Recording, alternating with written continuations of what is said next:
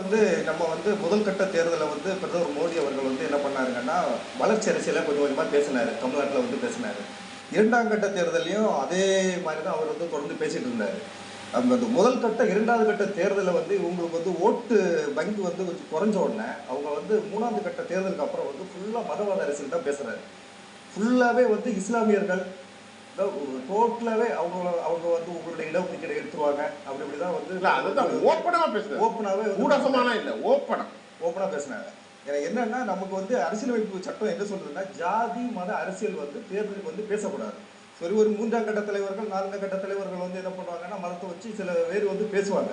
ஆனா இதே வந்து ஒரு நாட்டினுடைய ஒரு நன்மதிப்பு பெற்ற ஒரு பிரதமரே இவ்வளவு இறங்கி ஒரு நாட்டில் வந்து ஒரு பிளவு ஏற்படுத்தும் விதமாக பேசினார் என்பது அது ஒரு மிகப்பெரிய கவலை அளித்தது, எல்லாருக்குமே கவலை அளித்தது. அதுவே நீங்கள் ஒரு சொன்னீங்க ராமர் கோயில் கட்டாங்கன்னு. இப்போ நான் வந்து டெல்லியில் வந்து நான் எலெக்ஷன் ஒர்க்கு போயிருந்தேன். டெல்லி ஹரியானா பார்டரு ஊபி பார்டர்லாம் நான் வந்து போயிருந்தேன். அங்கே போகும்போது ஒவ்வொரு மக்களும் வந்து பாஜகவுக்கான எதிர்ப்பலை நன்றாகவே தெரிகிறது. திரு மனோ, அந்த டெல்லியினோட ரிசல்ட் பெரிய ஷாக். கண்டிப்பா 7 தொகுதிகளில் முடிவுக்கு எப்படி வரப்போகுது எனக்கு தெரியல.